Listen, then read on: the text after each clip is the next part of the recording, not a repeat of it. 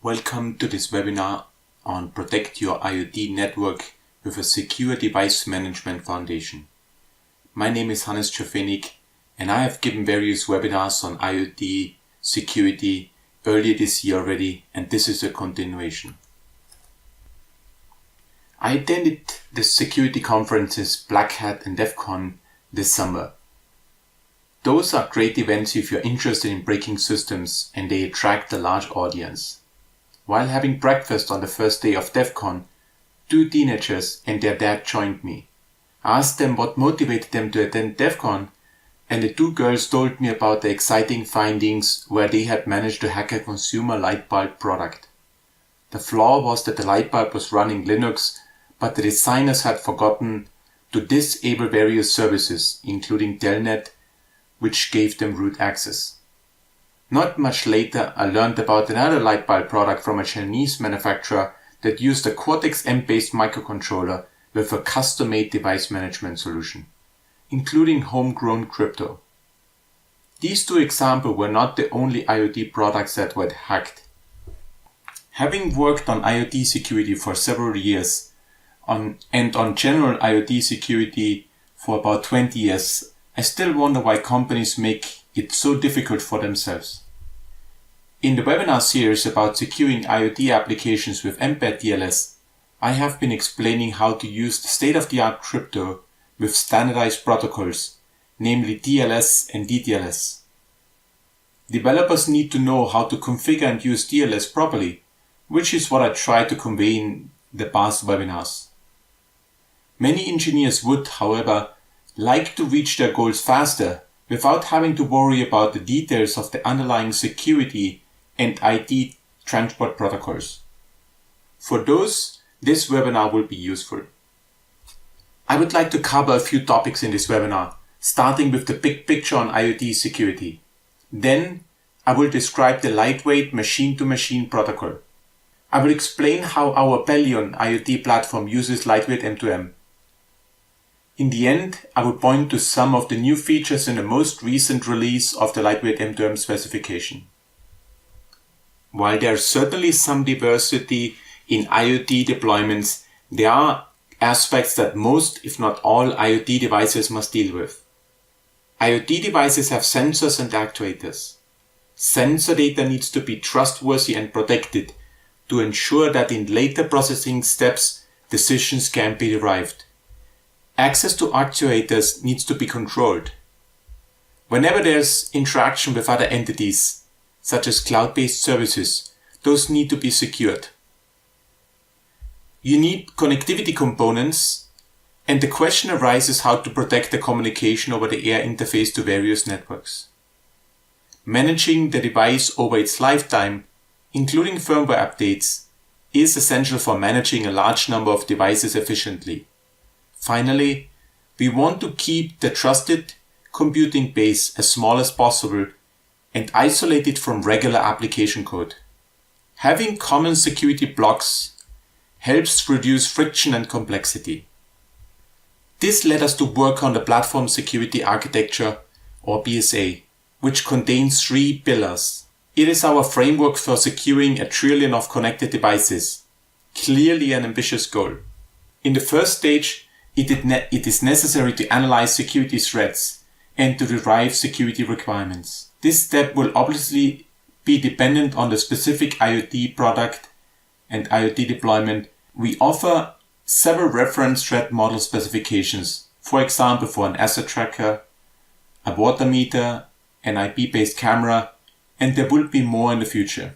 In the second stage, you architect the hardware and low-level software of the device, addressing questions like how to isolate trusted and untrusted code, how does the boot process look like, how to protect the key store. Finally, and maybe most importantly, you need to implement the functionality.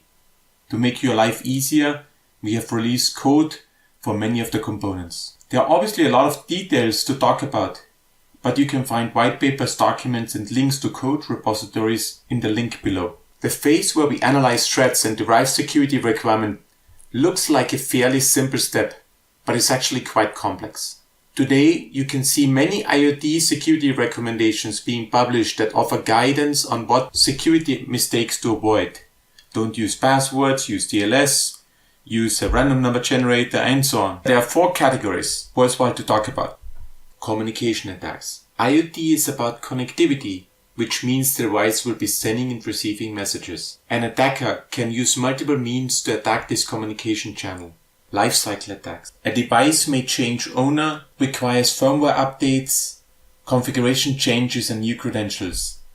An attacker can interfere with this management component and will gain powerful control over the device if he manages to compromise it. Physical attacks. If the data inside the device is valuable, then attackers may resort to physical means to extract that data. Such an attack is particularly rewarding if compromising a single device provides a stepping stone to control a larger number of devices. For example, if the same key is used in an entire product family. Finally, software attacks. These are the most published attacks when a hacker finds a vulnerability, such as a buffer overflow, and uses it to execute his code on the device.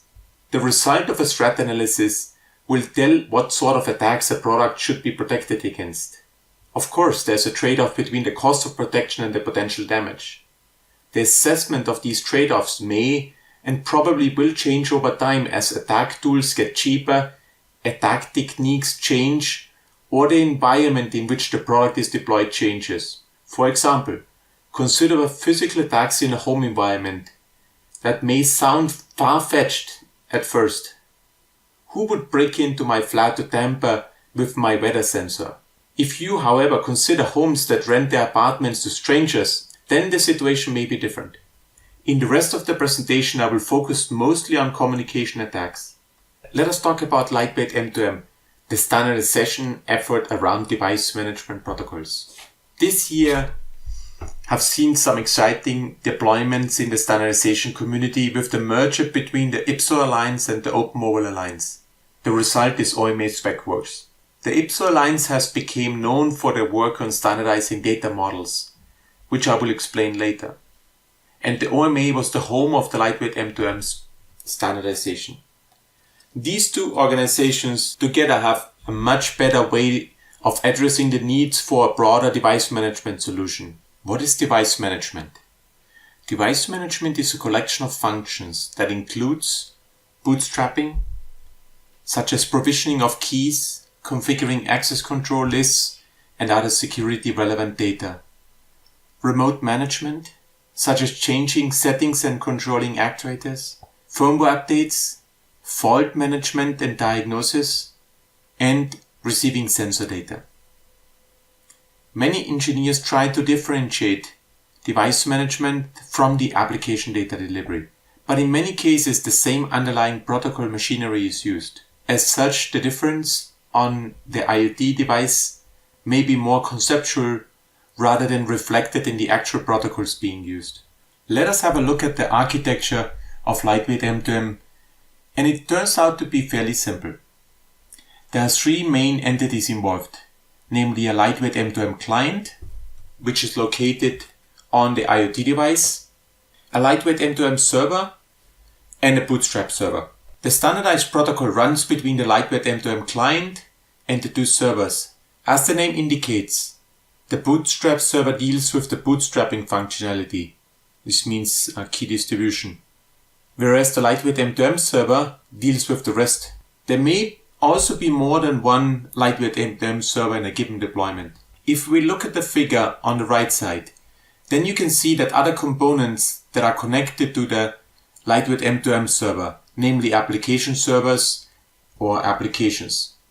They are outside the scope of the lightweight M2M architecture and therefore not standardized, but provide a very useful functionality since an IoT product needs to use the collected data or the control possibilities somehow. There may, for example, be databases connected that collect time series data or some machine learning processing or analytics functionality. This device to cloud and backend data sharing patterns are common IoT communication means. More details about those can be found in the publication of the Internet Society, which is linked below. If we look at the protocol stack, we can immediately see some evolution from lightweight M2M 1.0, which is used in deployments today, and the recently released version 1.1.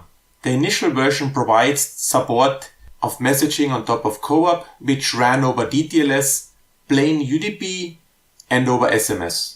Version 1.1 of the specification provided support for other transports, including low-power wide area networks, such as LoRa and cellular IoT. Quite importantly, CoAP over TCP and TLS has been added because a certain percentage of enterprise networks block UDP-based traffic. Quite naturally, TCP is more heavyweight than UDP. If you can use UDP in your deployment, it's obviously better.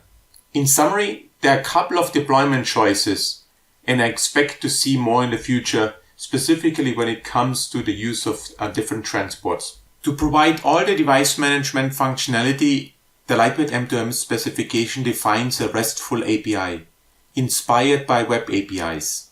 At the top layer, the lightweight M2M messaging layer. These APIs are then mapped to CoAP messages, which is quite easy since the CoAP protocol itself follows the design of HTTP. One can see CoAP as a lightweight HTTP-based variant. It's a binary protocol optimized for IoT usage. There are four main APIs called interfaces defined. First, the Bootstrap interface, which is obviously used with the Bootstrap server, an API for registration of the device at the lightweight M2M server, and this API allows the device to tell the server that is connected, that is online, and what resources and object it exposes to the outside world. The API for device management, which allows read, write, execute operations on the data model. And finally, a publish, subscribe API called the information reporting interface. The data model describes how to address data items.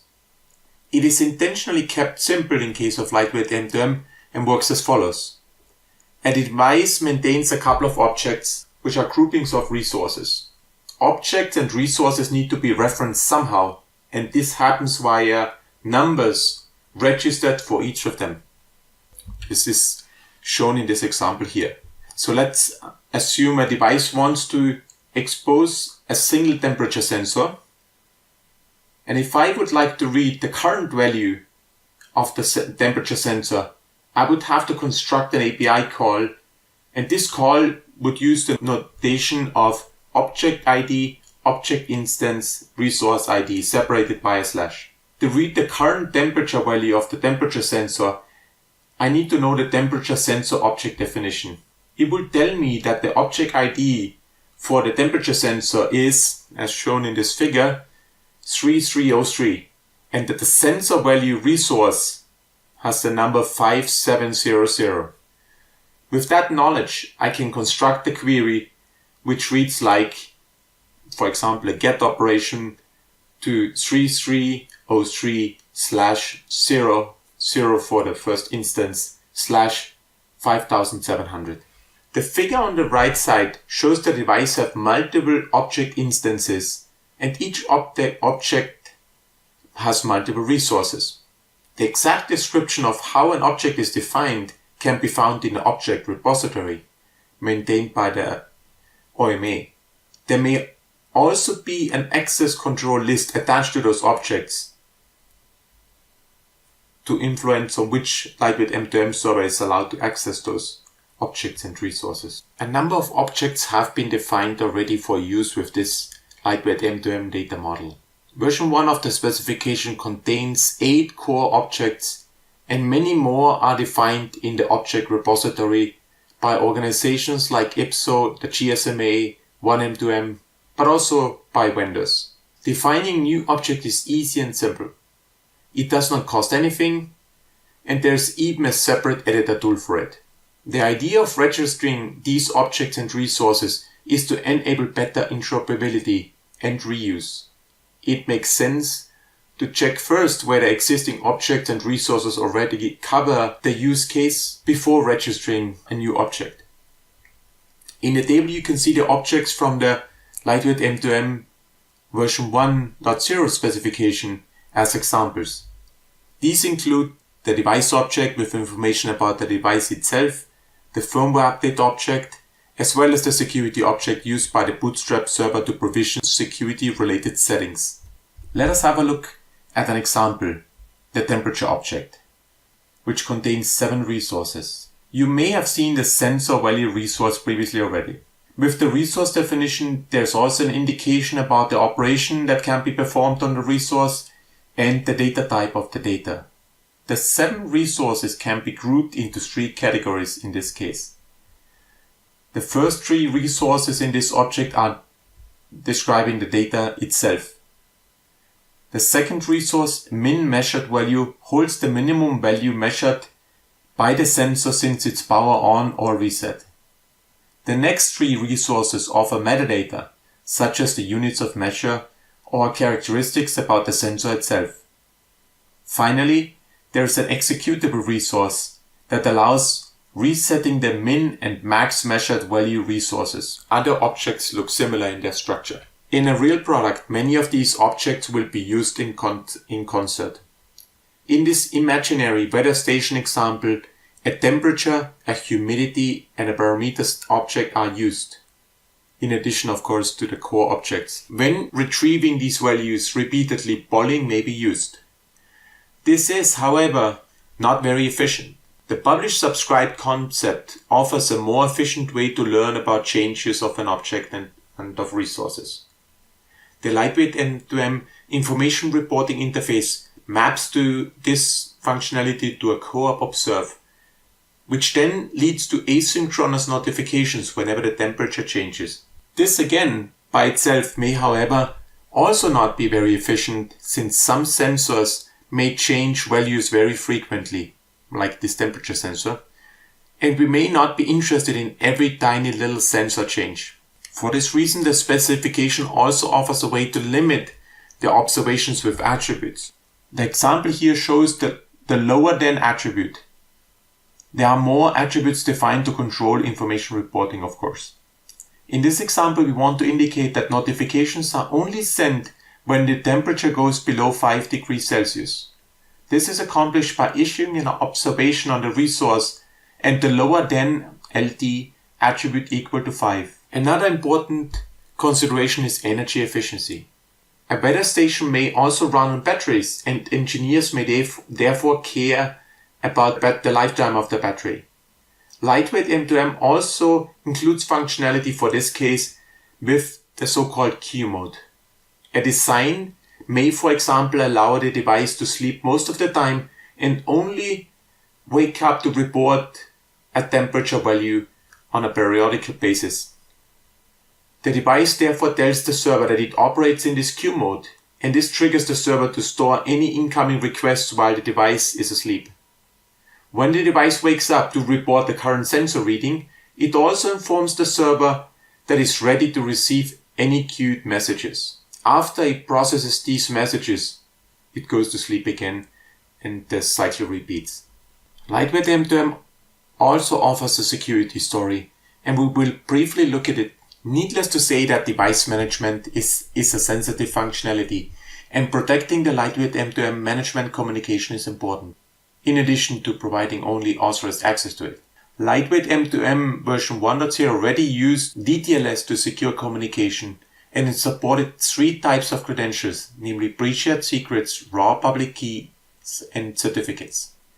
In past webinars, we spoke about the use of these credentials in DTLS in more detail.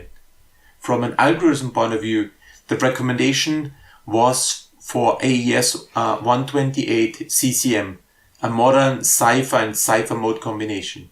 For public key-based authentication, the use of elliptic curve cryptography with the NIST B256R1 curve was recommended. In lightweight M2M version 1.1, further enhancements were made to follow the recommendations in RFC 7925, which defines the DTLS-TLS profiles for IoT. With the support of various extensions, better performance and more robustness can be achieved. We have been supporting these features with Mbed DLS for a while now. Additionally, we added error handling cases where the DTLS or TLS fails, for example due to an expired certificate. And we describe how to deploy lightweight M2M without the use of the DNS. Finally, we enhance the PKI deployment use cases. For example, it is now possible to use a third-party certification authority, CA, a functionality which was not possible in the prior version. Whenever we talk about the use of keying material, for example in DTLS, it is good to also mention on how it gets distributed. So let us talk a bit about bootstrapping, which is a pretty fancy term for key distribution. When a lightweight M2M client interacts with a lightweight M2M server, it needs to use DTLS or TLS. And of course it needs to have keys and configuration data in place. So where does this information come from? It turns out that this information comes from a trusted third party, the Bootstrap server in most cases. In order to talk to the Bootstrap server, the device also needs to use DTLS or TLS to authenticate itself. So where does that information come from? The credentials for use with the Bootstrap server typically get provisioned during manufacturing. So in many cases, the credentials for the lightweight M2M server are obtained from the Bootstrap server, while the credentials for the Bootstrap server are provisioned during manufacturing. A separate white paper was written and published by the EPSO Alliance to explain this bootstrapping procedure or credential management. And let us look at this process graphically in case of bootstrapping certificates. As mentioned, the device is provisioned during the manufacturing process with a device unique key pair as well as with a trust anchor. This trust anchor is often called root of trust. Then the lightweight M2M client interacts with the Bootstrap server and they authenticate each other mutually. The Bootstrap server is able to distribute new credentials to the device for use with the lightweight M2M server or with multiple servers. The lightweight M2M client is then able to use these newly obtained credentials to securely talk to the lightweight M2M server to protect subsequent device management communication. As shown here, protect these requests and responses. The process is repeated when new credentials are needed or when configuration changes need to take place. As a security-minded person, I like to work on enrollment over secure transport, as described in RFC 7030, since the private key with that solution remains on a device, unlike what I just showed in the diagram. We have implemented the ESD functionality, which is already part of lightweight M2M version 1.0. You may have been wondering how the specification now relates to what we are doing at ARM. I put a few slides together to explain how lightweight M2M is used in our Pelion IoT platform. The Pelion IoT platform consists of various components, and I've been focusing only on the device management part of it. The Pelion IoT platform can be deployed in the public cloud, on-premise, but also in a private cloud. The Bootstrap server and the lightweight M2M server functionality described earlier is part of that platform and of that device management component. On the device side, we have been offering embeddOS, our RTOS for IoT devices. An implementation of the device management client may run on embeddOS, on Embed Linux, or on any other OS as well. Our device management client implementation is available as open source, and so is embeddOS. For a deployable solution, you do, however, need other components as well, such as the connectivity management and the data management services. In the interest of time, I do not dig deeper into those, but those who are interested can either reach out to us or visit us at ARM TechCon, which will take place in San Jose mid-October.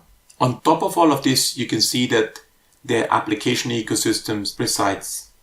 The promise of the device management solution is that it works with any device, with any vendor, over any network at IoT scale.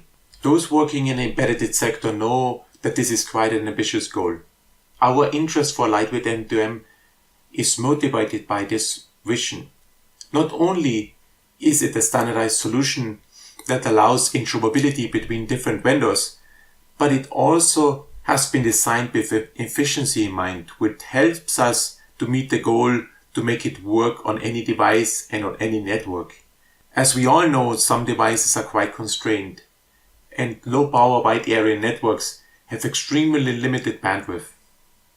Talking about the any device promise, we can see different categories of devices on the market today.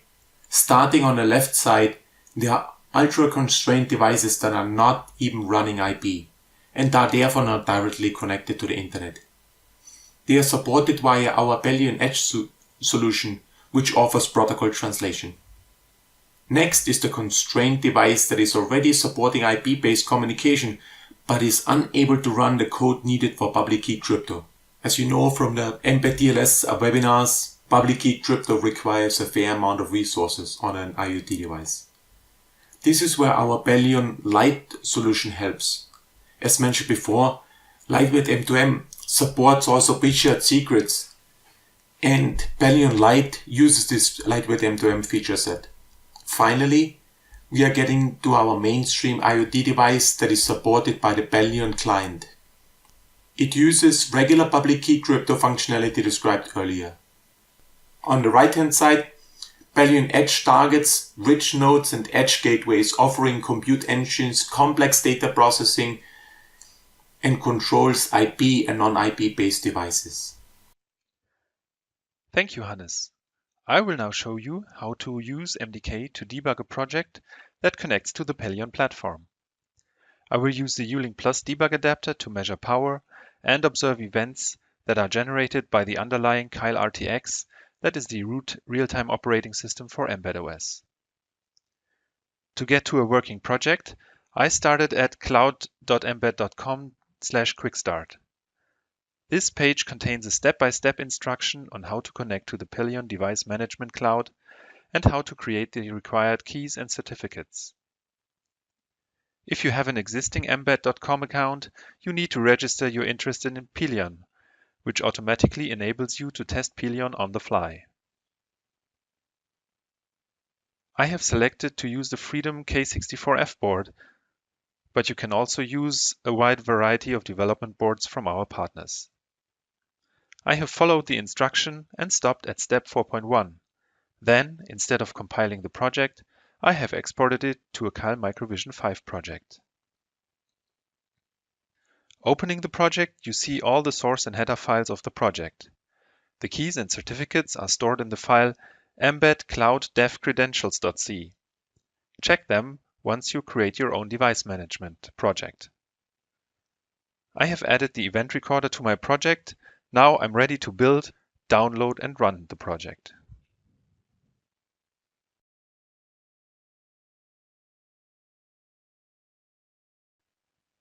Okay, build has finished and I program the device to go to debug. In case you get errors, you might have checked the box to update all libraries to the latest version. Currently, this does not work.